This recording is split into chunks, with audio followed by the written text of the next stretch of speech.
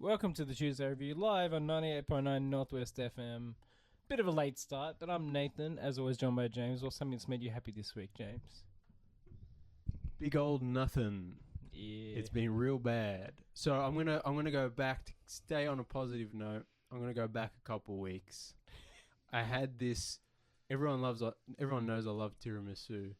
I had this amazing. Yet you don't like coffee. Continue. Yeah, it's weird. Yeah, I don't really like the drink. Yeah, anyway. The tiramisu probably focuses on more the chocolate Still the friendly. chocolatey and Yeah.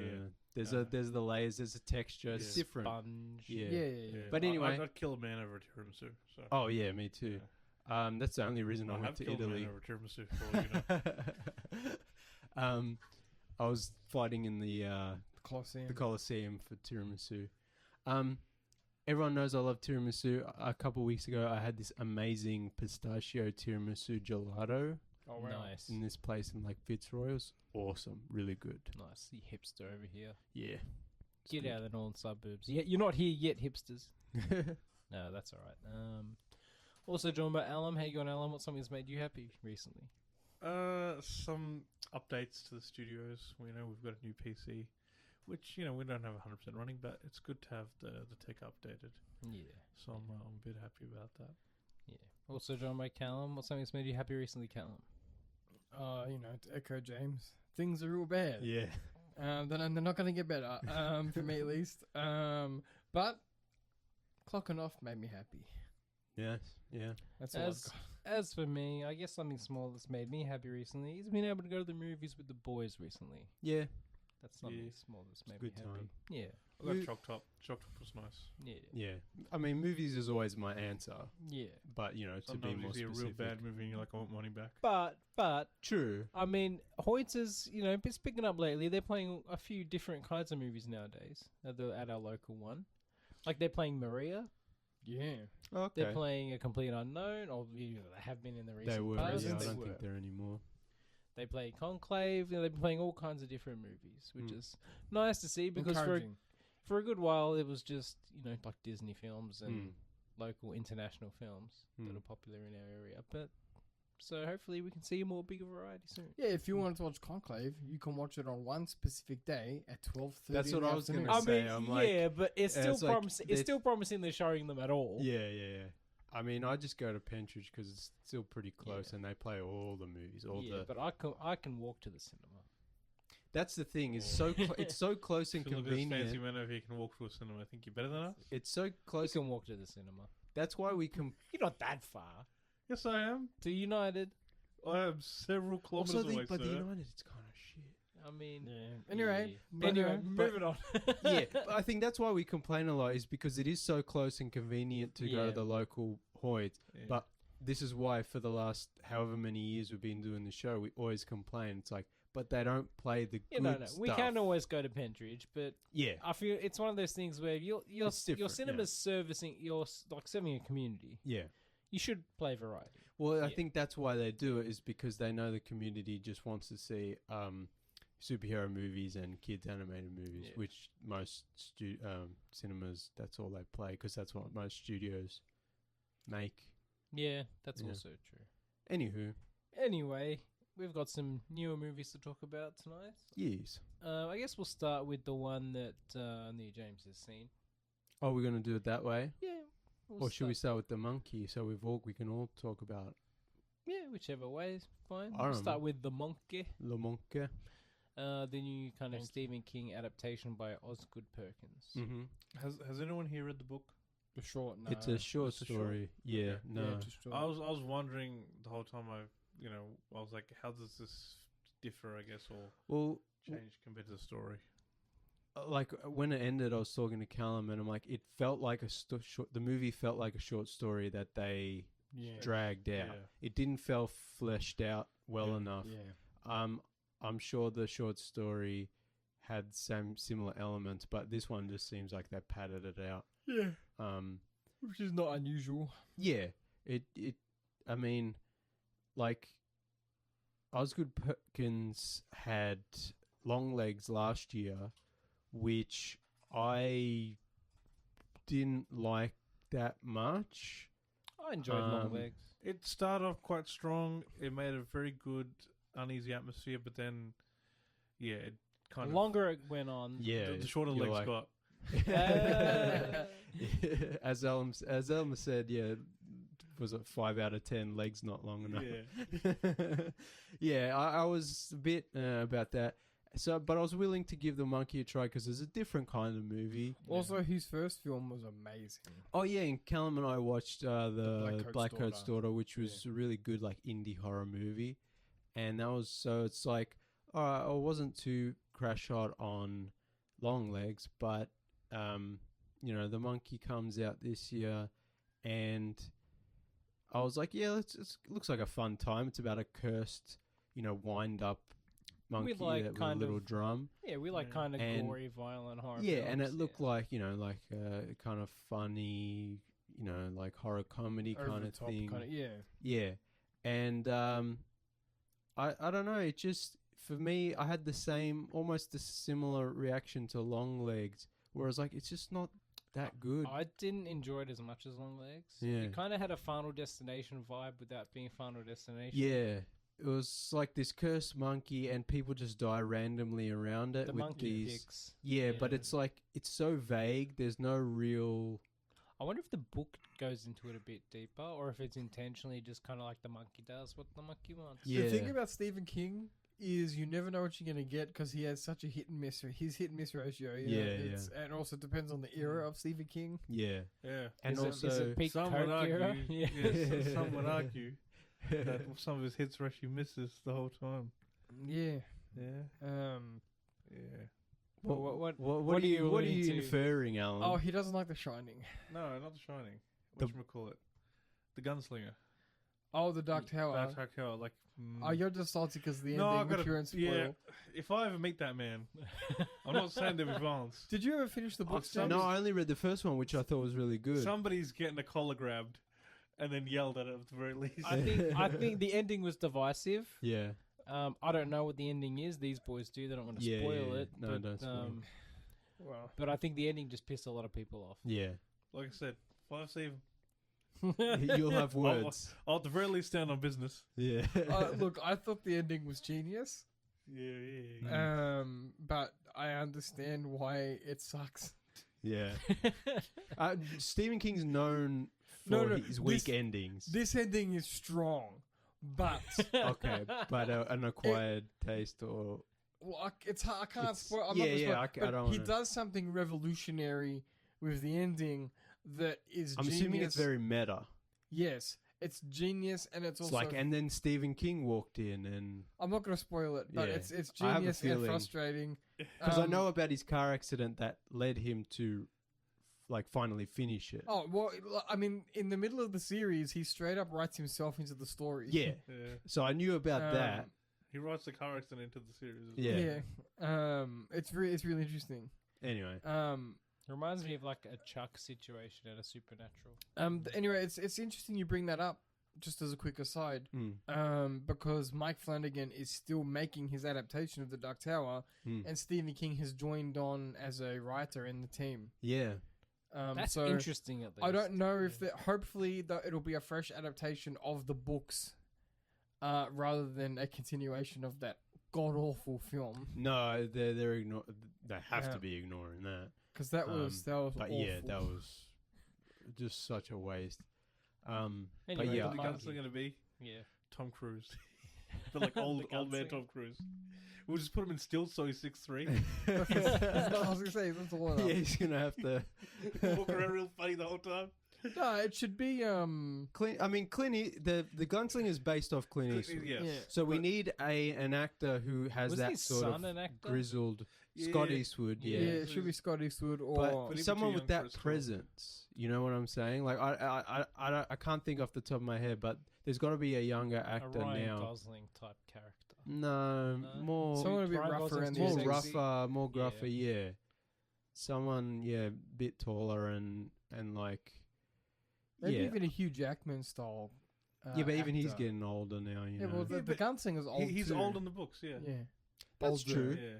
Yeah. Like, I think Clint Eastwood's now too old. Oh yeah, he's. But like, obviously, somebody that got his presence, like you said, yeah. and a Hugh Jackman without kind of the makeup. Kind What of about looking, Josh Brolin? Yeah, he could do a good job. Yeah. Someone grizzly. Josh Brolin. Yeah. What's the guy in Trap? Oh, Josh Hartnett. Yeah, he could also pull it off. I think. I think he's too young. If it's an No, I older mean, man, Well, the interesting probably- thing about Roland is you could cast him at various ages, and it's not that big. That's of how a there's deal. flashbacks in the thing as well. Yeah. So You know, what they about could just Henry like Cavill? no, too clean looking. Too clean. yeah, I don't know. Anyway, Anyway, the monkey. Sorry, everyone. The monkey. Oz Perkins, Stephen King. I didn't think it was great. I think one of my big problems is like halfway through, I just got really bored. Yeah, it was It very. drags in the middle. The end starts to drag. Yeah. It was very repetitive, kind of not repetitive, but Yeah. it didn't do anything And new because with the Overall, narrative. the movie runtime isn't that long. Yeah. No. Like for it to drag that Yeah, much. the middle is just Yeah. kind of like the same Yeah. thing over and over again. Yeah, and it's like because the monkey has no real rules or anything, and the movie's not really about them trying to. Obviously, they try to get rid of the monkey and destroy it or whatever, but there's no like law or anything around like trying to defeat it or trying to outsmart it, and so it just becomes like a really gory, over the top, cartoonish kill every once in a while, and in between just this kind of boring family drama yeah, that's not very well done, and also these kind of forced jokes which most of which I didn't think were funny. Yeah. And the kills are so crazy and over the top that you're like haha, but after a while I was just like I don't care. I think the problem is I was expecting the monkey to be the guilt we bear along the way, but it's not. I was expecting more of that. Yeah, I mean there is drama there's moments of like they talk about the grief of lost loved ones and stuff, and but it's just it's under. Let me tell you, boys, it's like half baked. It's not. I've seen some incredible takes online about what the monkey represents. Oh, of course. But in reality, use your imagination. Yeah, I know but- what the right monkey represents. You know, when you're trying to do something good, and every step you take, you get 2 steps taken back. yeah, Nathan? we know how that Yeah. feels. But yeah. I think also like when you're making a movie that's so crazy and over the top and like it's basically a horror comedy. Yeah. Yeah. Leaning quite heavily in the comedy. But But when you're doing that, and then also you've got this stuff about the grief, but you also under half bake that, and it's not really well done. it's not it's written. like It's not written. well it's just enough, like yeah. you should have just done like a straight up goofy horror comedy where it's just like, oh, it's a cursed monkey. We're all running around trying to get Yeah. away from it, I and think- it's killing, and it's They wanted to associate, we'll say, the monkey with the trauma and all that kind of stuff. But Yeah. they didn't write it well enough. So as you said, you've got a half baked. You got kind of 2 half baked story kind of Yeah. narratives. You've got just the monkey, and then you've got the trauma, and they don't weave them together well enough. yeah, exactly. I think also a big problem I have with the movie, in addition to the bad pacing and probably the editing as well, one of the big problems I have is the movie it's a horror comedy, but it's shot like Longlegs. Yeah, Like it's this dark, flat, ugly, like brown, Yeah. yellow, like which I complain about. A lot of movies have this ugly digital look now, but this one it's just like it should have more energy in the cinematography, in Yeah. the editing, because you're making this goofy, over the top horror comedy, but it's shot so like straight on, and it's just like you can't shoot this like Longlegs, Osgood. Like yeah. I know, that's not how. I think it's interesting because he didn't write this film. I mean, it's an adaptation I think. of. Well, he wrote the adaptation. yeah, I think. I should say it's not. He didn't an come original, up with the. It's core not an concept. original story. Yeah. Whereas Blackcoat's Daughter and Longlegs were original stories, as far as I'm aware. Mm. Whether you like them or not, they both had a visceral vibe associated with them. Like, obviously, Blackcoat's Daughter is his best film, but Longlegs had this tension running through the entire film. Which It was- made sense for that. It was thick. This film, I don't really pick up any vibe. It's like kind of funny. It's trying to be scary, but because it manages neither of them particularly well, it doesn't have something that I can hook into. It's because the script and the performances and the kills are funny, quote unquote. Yeah. But the filmmaking is serious, and it doesn't work. Yeah. So it's one of those things where I'm like, did he fail to capture what he was looking for because it wasn't his source idea? Because, like, Longlegs isn't as good as Blacko's daughter, but both of them had things that I really like, things that worked. They had an identifiable character, whereas this film doesn't have a character to it. It's kind of, like you said, it just fails. I like elements of it, but ultimately the movie fails. Yeah, I don't think it's necessarily that he was adapting something and so he lost part of his, because I didn't think Longlegs was particularly well written either. So I don't think it's that. It's just he doesn't seem to be able to, I don't know, balance the filmmaking with the idea he's trying to present. I almost feel like something like The Monkey would have been better off if it was a series of vignettes about different people getting the monkey. That would be cool. Yeah. Something like that instead of dragging this one. This could have been a short film. Yeah, I mean, well, like we said, it's based on a short story, and it seems dragged out because the filler that they put in wasn't. Yeah, it should have been maybe like a series of vignettes about just following the monkey with different owners. I think it also doesn't help that Theo James, who plays like the main character and his twin brother, he's not bad, but he's not particularly engaging. He's default. Yeah, and it's just like, and he plays two characters who are very important to the story, and they get he's just kind of boring, and also he's the kid who plays his son. I was just like, these are very boring characters, and they're saying funny stuff, and they're involved in this crazy situation. But I don't know, just it didn't vibe with me. I felt like, I'm trying to think of a similar movie from the 80s. I can't really think of one right now, but I felt like, maybe like The Burbs or something, Tom Hanks. It's like more crazy, colorful, bigger performances. The Cable Guy. Is that similar? Maybe. That's that's not the same kind of horror, that's but it's different. a thriller. Yeah, that's different. But you could definitely turn that into. Yeah, I can see where you're coming from. But yeah, like something. But this one's like, it felt very flat and just didn't work. I will say, also one of the problems I had is a lot of the kills. There seems to be a practical element which looks cool. But then there's a bunch of CGI that I didn't like. Yeah. And there's one kill in particular with a bunch of bees, which was really bad, over the top CGI. And that's like that. Yeah, that was definitely a Stephen King idea. Yeah, but I mean, you do that practically, and it would be great. You're not Tony Todd. Yeah. Not many people are willing to do that. Yeah, sorry, the studio couldn't afford the insurance for that stuff. Yeah. But filled with bees. yeah, You know about that, right, Alan? What? The Candyman, Tony Todd, the actor, the guy who plays the villain in Candyman. He got paid per bee sting. Yeah, really? He actually had bees in his mouth and on him and covered in them. But he this did is it practically. why old movies are better. And he got and paid this is per why bee Tony sting. Todd is I want to get paid per bee sting. gangster. Another adaptation but that was Clive Barker, not Stephen King. Yeah. But yeah, so some of the CGI sticks out, and it's not good. And I will say though, I really like the monkey itself. Yeah. The design of the monkey, really good. I do think it's funny that they couldn't use the actual model it's based on because Disney owned the rights to it. Really? Yeah, so the original model it's With based the on is the symbols? one that crashes the symbols together. Yeah. And featured in one of the Toy Story films. I had one of those as a kid. They wanted to use that, but then they found out that they might be infringing on Disney if they showed it clanging the cymbals. So they had to come up with an original one that did the drums. And you don't upset the mouse. Yeah. But I thought that, because in the book it's the monkey with the cymbals, which is sort of the cliche of the mechanical toy monkey. Yeah.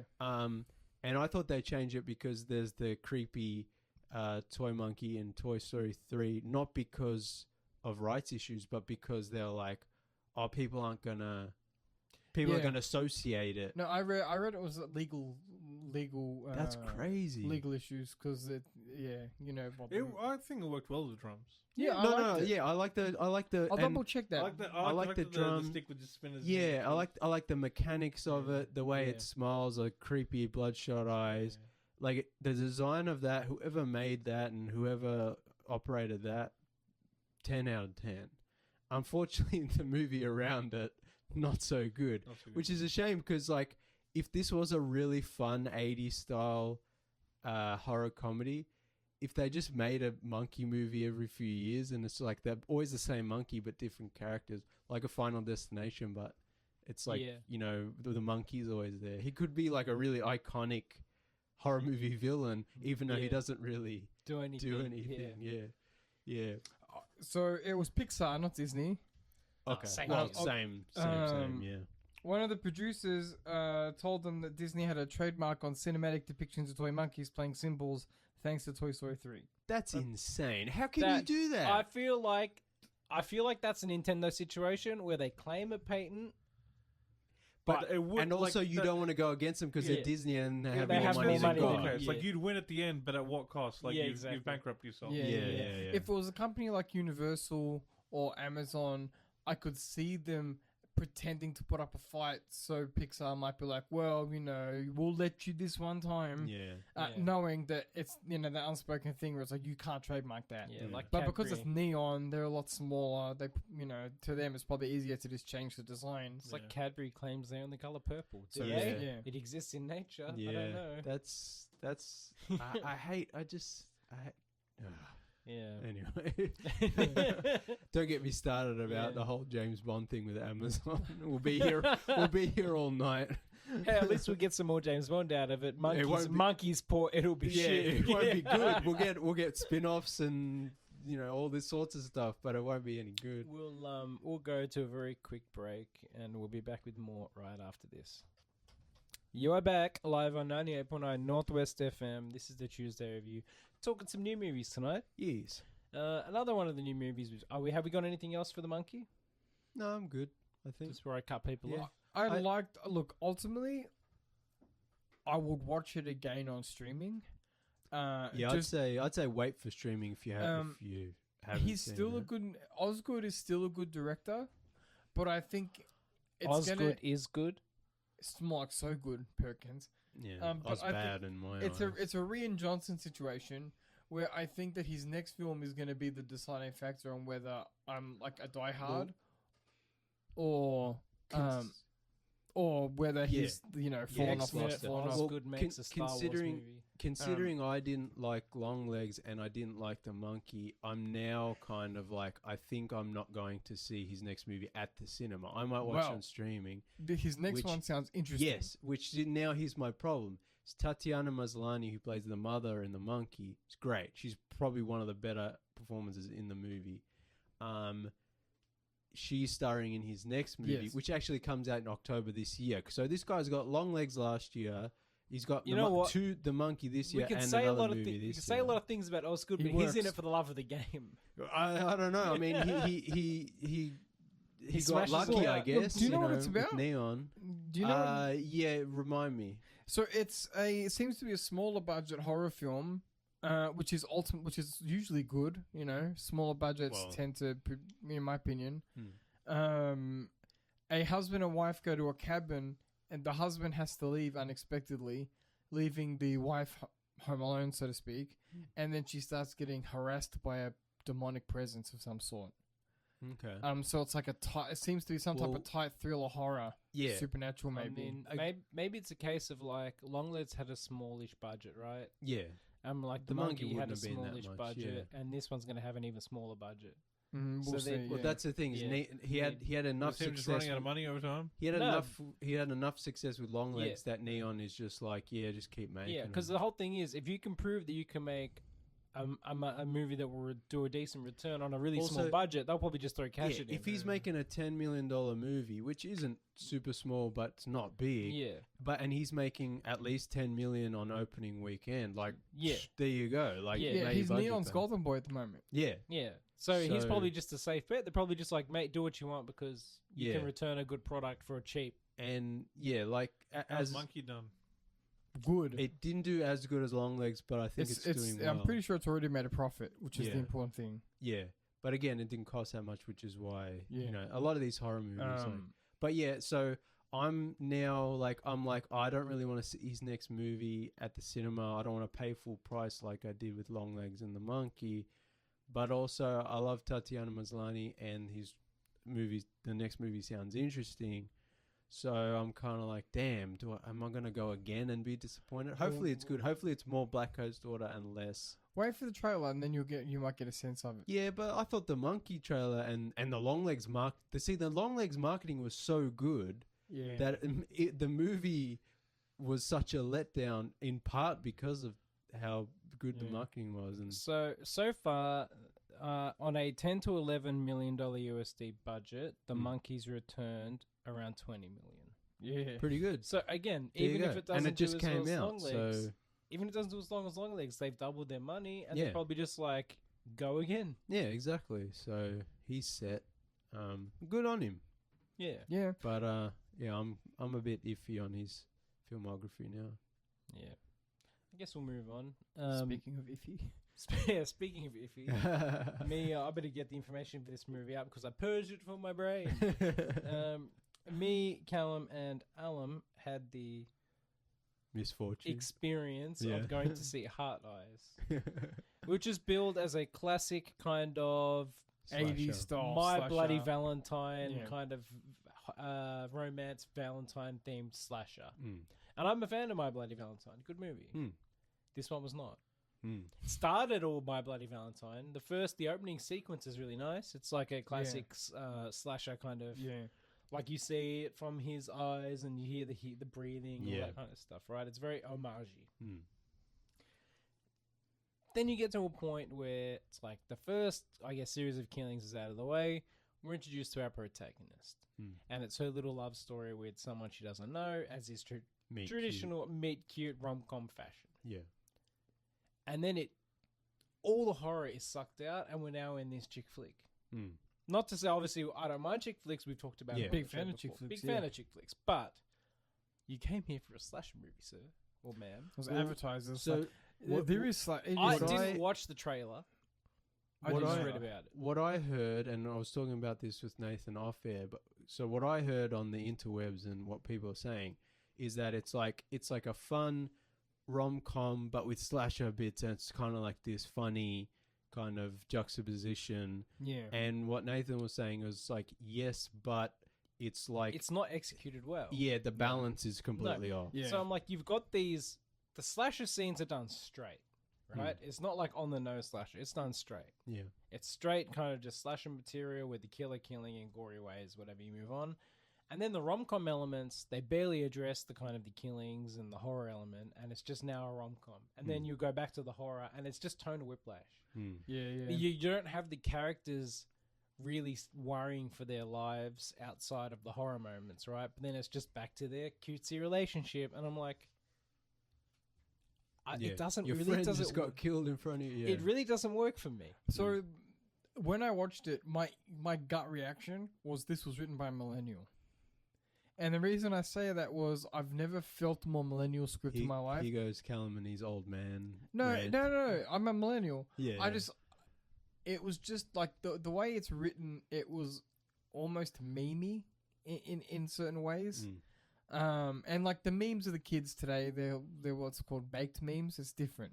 For you that's the listeners at Gen home. Z. Anyway, Wait, no, the Gen Z is deep fried. yes, deep fried. I'm sorry. Wait, what's millennial? Lol random. Ken has cheeseburger.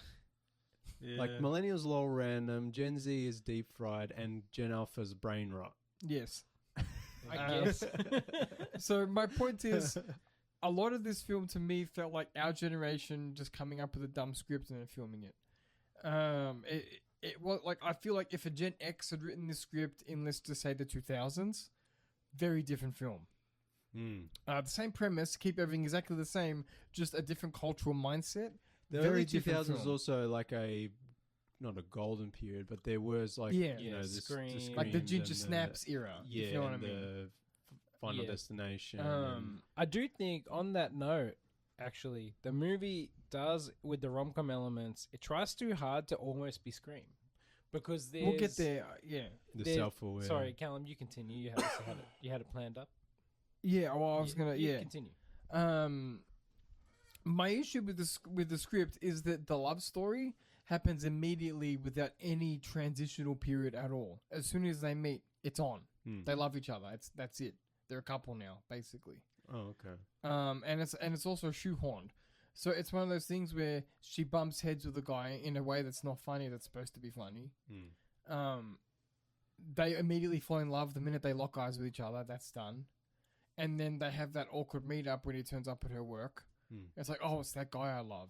Oh, well, let's not try to look at each other. Oh, but we got to look at each other anyway because we love each other. And then it's like straight away, love stories off to the races.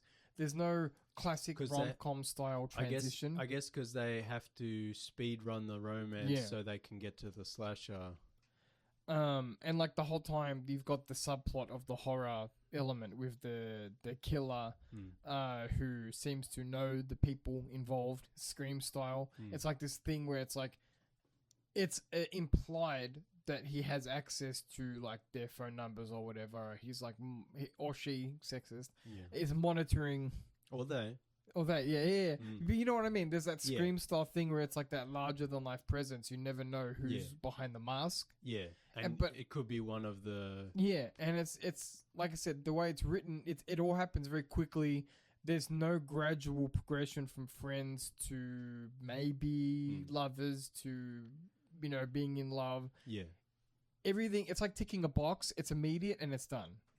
And it's jarring to watch because it's supposed to be a romance, but there's no romance in it. Does that make sense? It's like, oh, we love each other now. Cool. Yeah.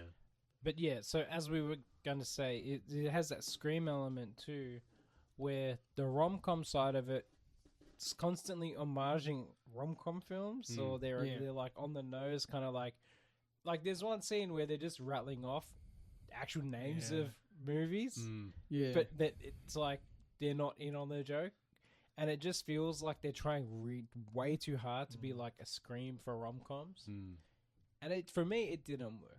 Yeah. The jokes don't work in this film. Would it surprise you to know, Callum, that this has been written by, I believe, predominantly millennials and then like a Gen X? Well, I just said it felt like the most millennial script I've ever read. I thought you said you felt like it's later than millennials. No, My I bad. said it's the most millennial Yeah. script, so thank you for Yeah. paying me off. That's fair. That's fair. Anyway, what did you think, Alan? You've been silent. on this film. So I the director Josh Ruben. My first, I guess, experience of him was through College Humor. He was a writer for them for quite a few years, and he did a lot of their shorts and stuff, like the skits, and the stuff he came up with was hilarious. I think if you still go on YouTube these days, you can search up something called Josh's Mindhouse, and those are really, really like weird kind of comedy skits.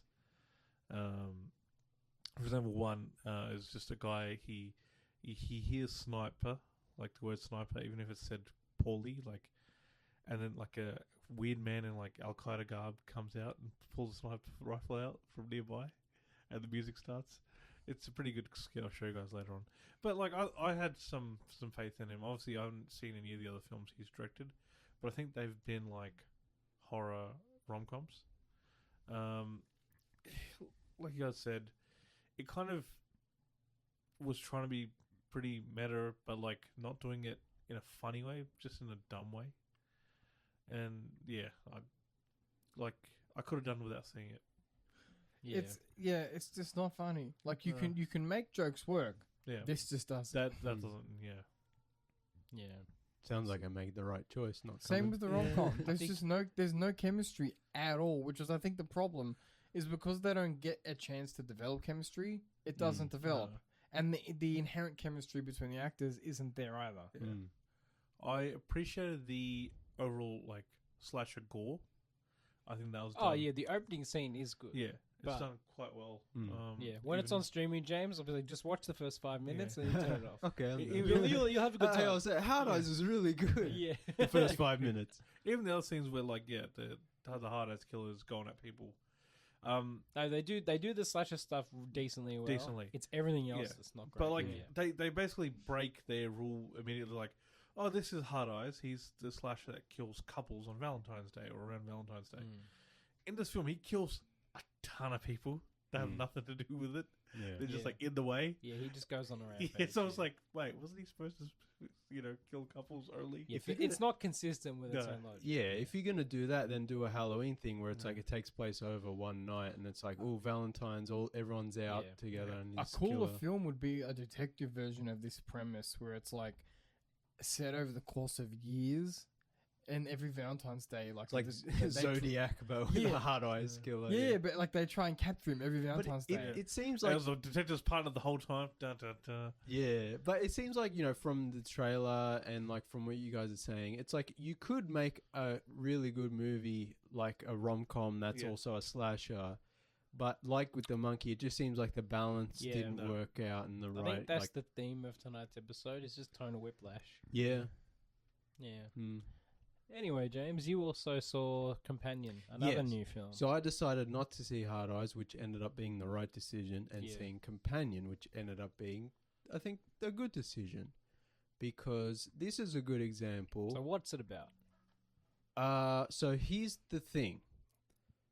If I explain it, it spoils it completely. What if I just look up the synopsis? Does that Yeah, spoil and it? if you read the synopsis, it's very vague, which is good. A weekend getaway turns bloody and violent when a subservient android that's built for human companionship goes haywire. All right, that spoils it. but here's the thing: is like that's in the trailer, so it's not. It's like I feel like this movie is best seen completely blind. I would like to hear the opinion of someone who had no idea what this movie was about, because the trailer is clear that the Sophie Thatcher's character is like an android, and that Jack Quaid's character is somehow in control of her. And that's like the trailer's like he's like, forcing her to hurt herself or whatever. And so, but the start of the movie kind of plays it like they're just boyfriend and girlfriend, and you don't really know. But there's so many hints to it that unless you're a complete idiot, obviously you'll figure it out before the reveal. Yeah. But Alan might not do and- too well. I mean, he's an AI after all. He might not pick up some of the hints. Yeah, be offended by Because Alan will like rebooting this. is normal. Alan will like this movie then, because it's Like one for the robots. Yeah. pro robots. Now, this companionship that you're suggesting, is this my kind of companionship, or It's a sex bot. yeah? Yeah, but in it's It can't come soon enough. I'm telling you. Are you pre-ordering?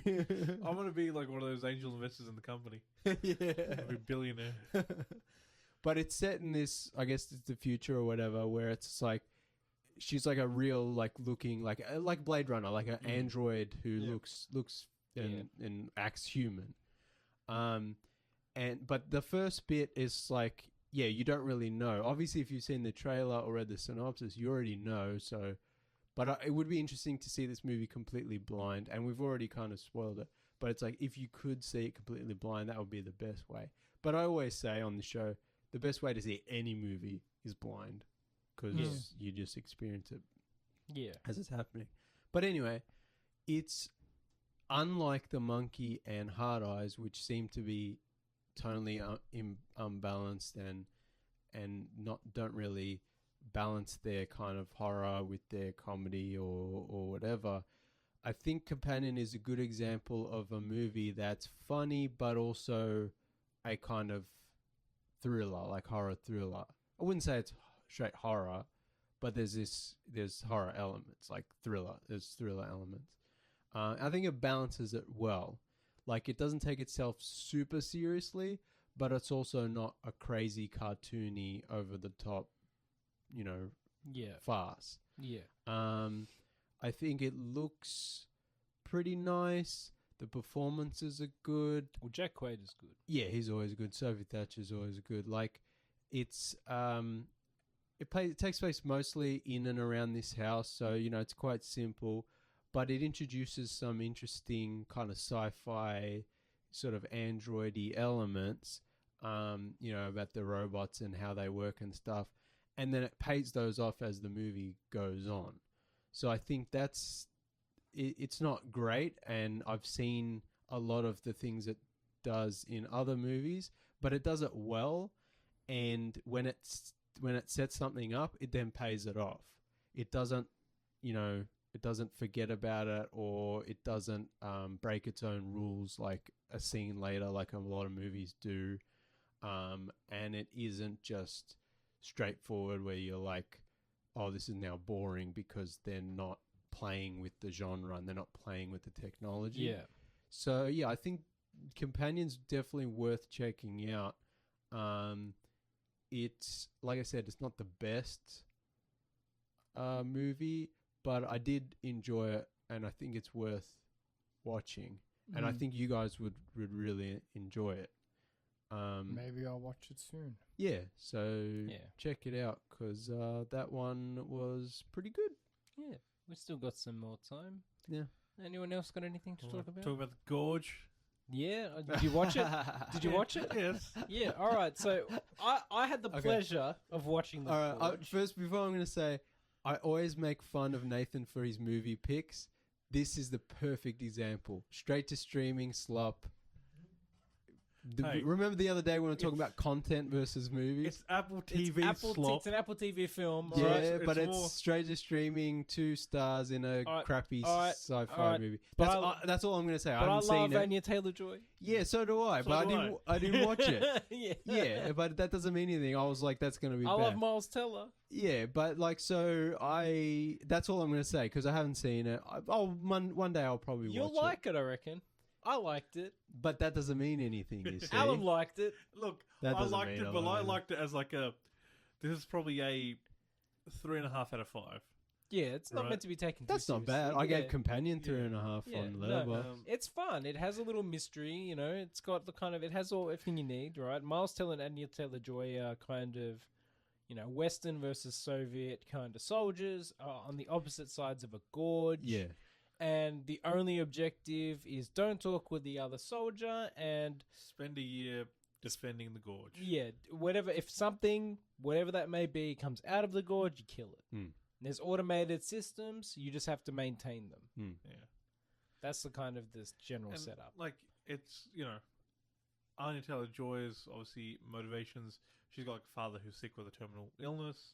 You find that out pretty early. Kind of, she's going to miss his passing away most likely, and she's kind of, I guess, hurt in a way like that. Miles Teller, it's less obvious what his kind of issues are, but he's a ex-military man who's been, I guess, medically or psychologically kind of retired by the military. And that's how he finds his way to like this task. You've got Sigourney Weaver. She's one of just like the She's a high-level government The slash. boss. yeah, she's kind of like a shadowy kind of figure in the Yeah. government, high up in the government. She recruits Miles Teller. You don't see who recruits Anya Taylor-Joy. It's some kind of Kremlin KGB. yeah, it doesn't. shenanigans. That's not Yeah. important. Yeah. But the thing the film could have very easily done, and they chose not to, was not kind of reveal what's going on with the Gorge early on. Like, obviously, there's still mystery to be unsolved or uncovered. Sorry, but you very much get right at the start when Miles Teller's character comes to the location. He relieves his predecessor, and he basically says, it's to defend against whatever comes out of the Gorge. And he's like, what comes out of the Gorge? He's like, they call them Hollow Men. And you find that in like the first 15 minutes of the film, right?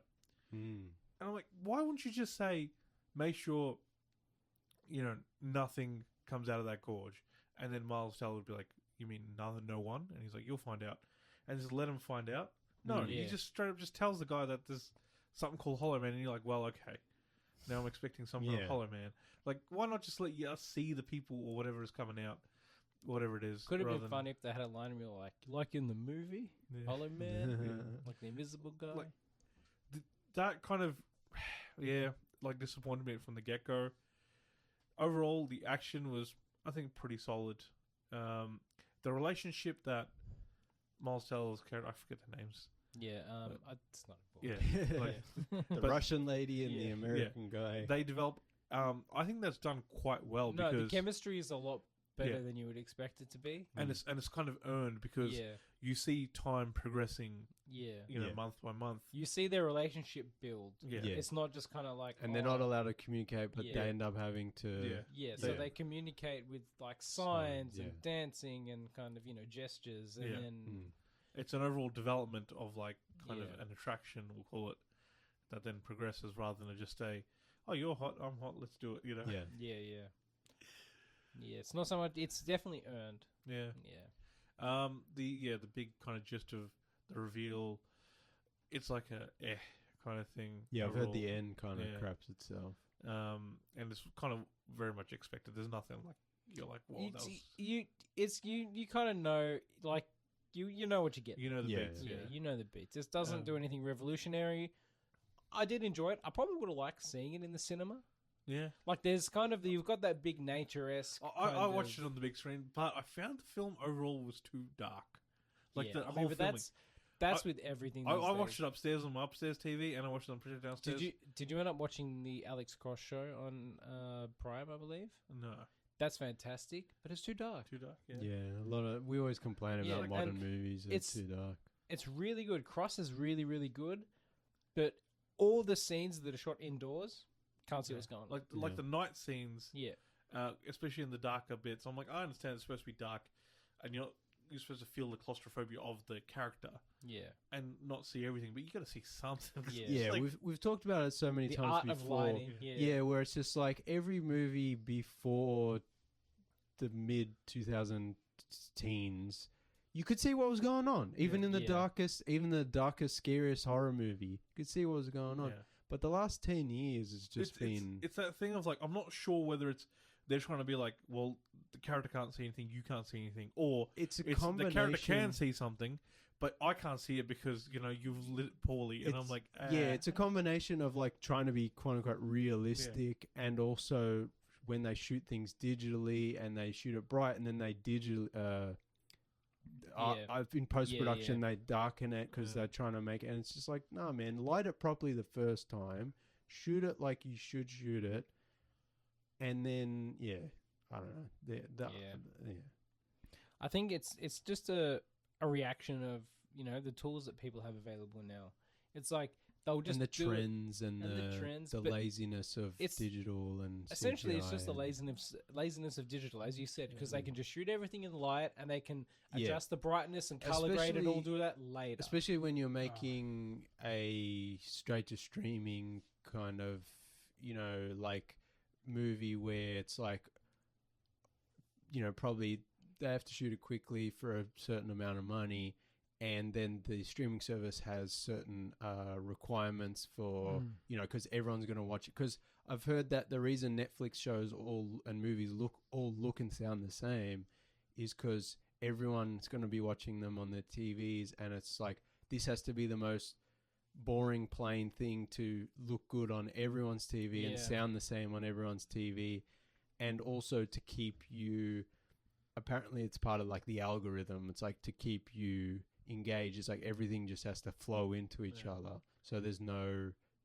Yeah, you jarring. can't scare people with a movie that's a bit too bright. Yeah, it's like, Yeah, oh like, no, just this do- yeah. movie actually looks like a real movie. It's so that you have to actually stare up from your phone to see what's Yeah. going on. Yeah, They yeah. don't want that. There's like so many Netflix documentaries are apparently like that these days, where the facts will be repeated like 4 times. Yeah, that's the And- thing. We were talking about, I think, the other day, where it's like a lot of the not Netflix documentary series should just be movies. Like they drag them out. It's like every episode is just repeating the same. It's all out. It's all for the algorithm. Yeah, it's also you sit on your phone and you're scrolling through TikToks while watching a bit of that. And you're That's like, the thing is like now that's how it's content instead of Yeah.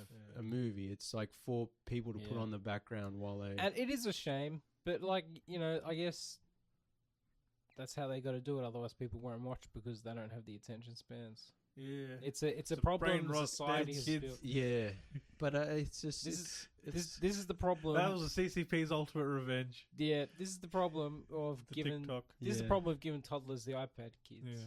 Yeah. yeah. They're not going to be able to watch anything. They're not having an attention span. They don't read books. They just Yeah. play on iPad. I told you about the time I tried to get my cousins to watch Land Before Time. Mm. And they were like, it's been 15 minutes, can we change it? And I was ready to get it. I was ready to do a beatdown, I swear to God. I was like, don't you love? I was like, Isn't that movie's like 70 minutes long? So I was like, it's you like, respect the Land Before Time, you little but turd. it's something we talk about. It's like kids movies, you know, the 70s, 80s, 90s. It's like there used to be like still a story and like growth and mystery and like, and it's like we used to love that. And now it's like if immediately there's not someone yelling and running and everything. Be like, hey guys, it's Mr. Beast here, you know? Yeah. There's $10 million on the line. You know? The last person who's going to let's go this plane that's like 38,000 feet. Squid Game. It's like, okay, we make Squid Game where it's like, oh, this is awful. And it's like, let's do it in real life because we didn't learn any lessons from Yeah. Yeah. Yeah. Capitalism sucks. It does. Anyway. We are just about all out of time for tonight. Yeah. Please like and share the Tuesday Review on all the social media platforms: Facebook, Instagram, Threads, Twitter. Stay away from most of those. Yeah. Hit us up on Instagram if you have to. Follow us on Blue Sky. Blue Sky, Newsmast. Yeah. We're on Substack. We are the TuesdayReview.substack.com. We're also on YouTube as well. Yeah. Yes, we are. Please rate and review the podcast Yeah. wherever you find it. 5 stars, please. 5-star Helps review. us a lot. Yeah. You want to send us 1 star, then hit us up. We'll fight you. Yeah. You got to explain yourself Yeah. for that 1 star. Or else on Letterboxd, I'm Nathan_90. I'm channeldrifter. I'm Alan20. And I'm Calum Tuesday. We'll be back next week. Thanks for listening, everyone. Adios, cousins.